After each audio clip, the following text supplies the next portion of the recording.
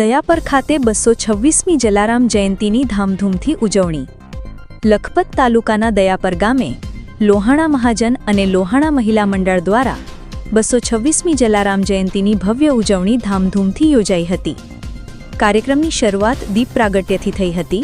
ત્યારબાદ મહાઆરતી, સરસ્વતી સન્માન અને દાતાશ્રીઓના સન્માન કાર્યક્રમો યોજાયા હતા। આ પ્રસંગે લોહાણા સમાજના પ્રમુખ સમીરભાઈ અનમ, મંત્રી ભાવિનભાઈ ઠક્કર તેમજ અનેક આગેવાનો અને મહિલાઓ મોટી સંખ્યામાં હાજર રહ્યા હતા। ગઢશીશા અંબે ધામના ચંદુબાપુએ આશીર્વચન આપતા જણાવ્યું કે સમગ્ર ભારતમાં લોહાણા સમાજ જલારામ જયંતીને શ્રદ્ધાભાવે ઉજવે છે। જય જલારામ।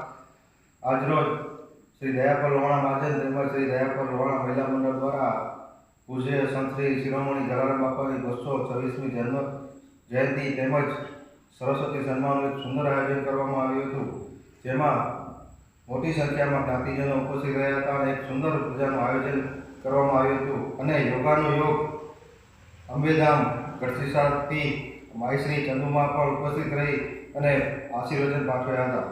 જય જલારામ।